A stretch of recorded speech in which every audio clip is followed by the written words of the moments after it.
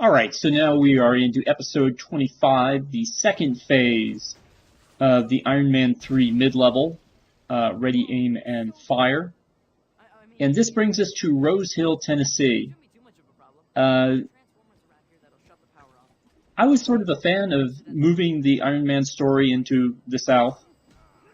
And Iron Man 3 is full of southern locations, whether it's Rose Hill here for this part, or Miami, as is done for the finale. But I never could quite figure out where the game thought Tennessee was. When Tony loads his map up with Jarvis at the beginning of, well, during the movie, when he's looking at temperature spikes, Rose Hill appears to be in the vicinity of Clarksville, Tennessee, in the northwestern part of the state. Yet, when Tony has to, after Tony leaves Rose Hill, and he's driving somewhere, where is not particularly obvious, because he doesn't know about Miami until later.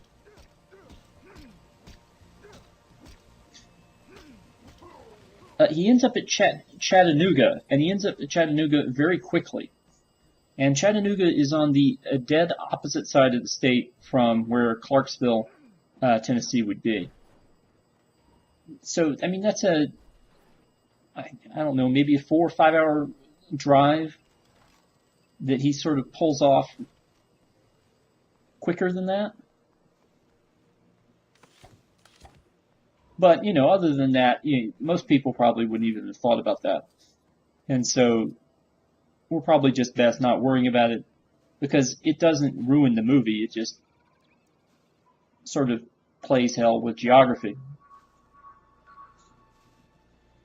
So let's talk about what we can do here in Tennessee, because this is the second level where we have Tony Stark, but we really don't have access to one of his suits. And we can't grab one of Tony's suits using his power. Using the change character power.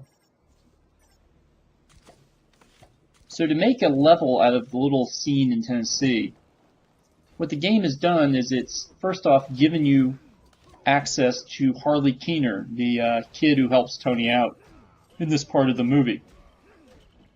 And they've given Harley a potato gun, which for the point of this game is a projectile weapon, which can be used to,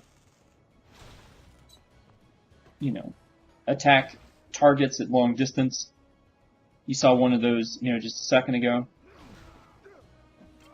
Here's Tony fixing a tractor, which we can then use, except that, again, I'm looking for studs and finding them.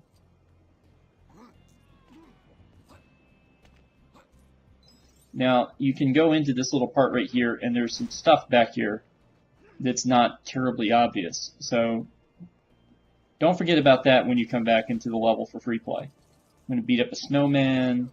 You can also beat up these snow drifts. But you can see that the level's bounded by the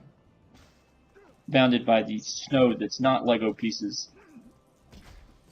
So we can't just go anywhere we want. And because Tony cannot fly without his suit, we can't do that either. Now, this is sort of a neat idea, going back to the tractor over there, to give Tony the ability to fix stuff, because he's the only character I'm aware of that can fix stuff. And as he calls himself in the movie, he's a mechanic. He fixes things. Right, so we construct a little thing there, and lo and behold, it seems like there are Extremis guys in the toy store. But if we go into the toy store, we can fix this little thing on display over here. Now, it's not obvious what this thing is right now. It just looks like a pile of stuff. But it's actually a drone.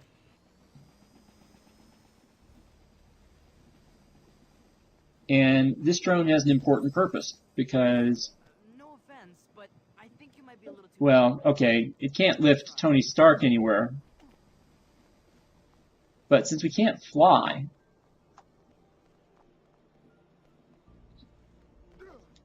that drone is going to give us the ability to access at least one rooftop that we will need in order to get out of the stage. So we're going to get into this tractor that we fixed earlier. And this is not a controlled part. This is a cutscene. And we're going to run it into this wall.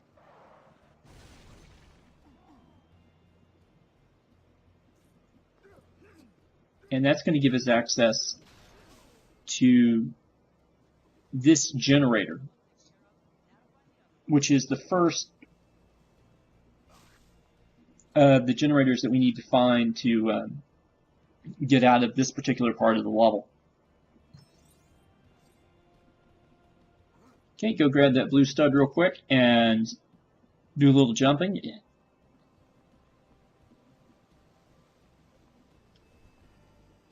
So we destroyed that generator. Now we need to destroy the others. And so what we're going to do is we're going to let Harley ride the drone up to the top of this building here. And then after we get some studs out of that item, we're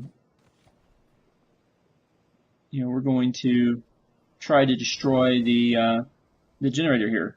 Now there's another little box on top of that roof. That box requires an Ultron character to unlock it, I believe. I don't think it's a normal blow-up box.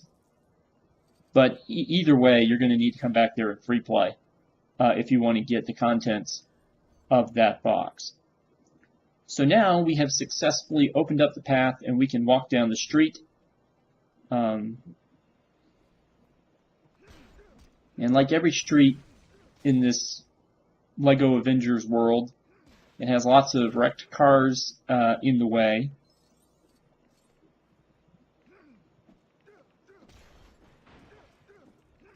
So we gotta destroy we gotta punch our way through the wrecked cars. I take it back, I think this is the Ultron box here. I think the box up on top of the roof just needs something that can destroy gray or silver LEGO objects. Which, of course, with only Tony, who punches things, and Harley, who has his potato gun, that's how you can do it. Now, be careful here coming back in free play, just in case you don't want to activate the boss fight right away. Because as soon as she's activated, she will start shooting fireballs at you for the remainder of your time in the level. And the storefronts on the right-hand side give you access to a couple of unlockable things. So you may want to, again, just try to be careful about when you activate this boss fight.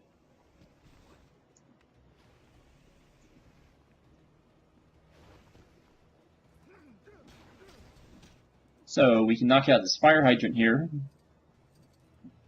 And it doesn't really give us any water to play with. We got those studs through that window, and you can see a place for the Hulk. Now she's going to burn Tony's feet, and we just need to kick or shoot her with Harley in order to set off the next round of flunkies who are going to come in and bother us. Okay, and she's now on top of the diner shooting fireballs at us again. And you can see that the Extremis soldiers also have some ability to shoot fireballs as well. And we destroyed another snowman.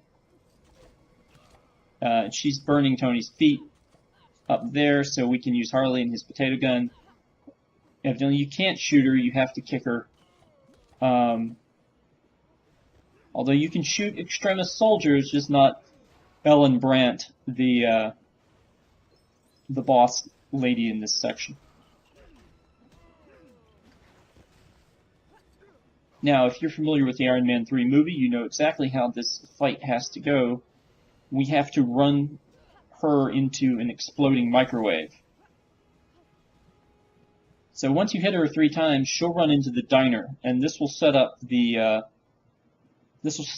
final battle for this section. So I'm going to try to beat up these snowdrifts. Grab a few more studs here and there.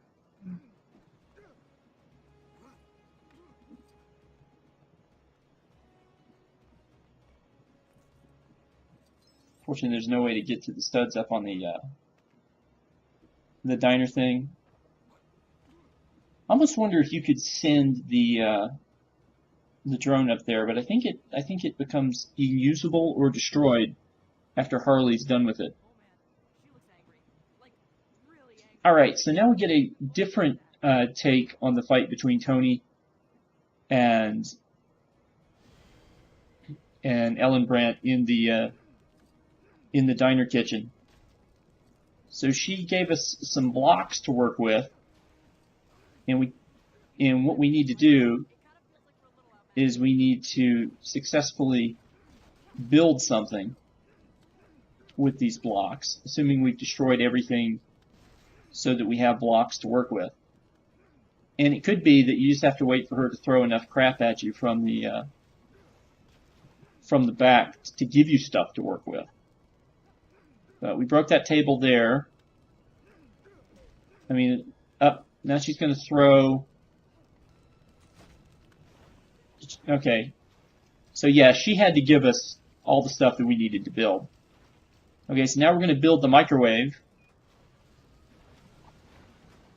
And it's going to be nice enough to shoot itself at her, which will blow her up and allow us to escape. And then the last part of this level will follow the last scene in the Iron Man 3 movie. And we'll have Tony and Colonel Rhodes take on Aldrich Killian at an oil tanker in Miami. So I'll see you then.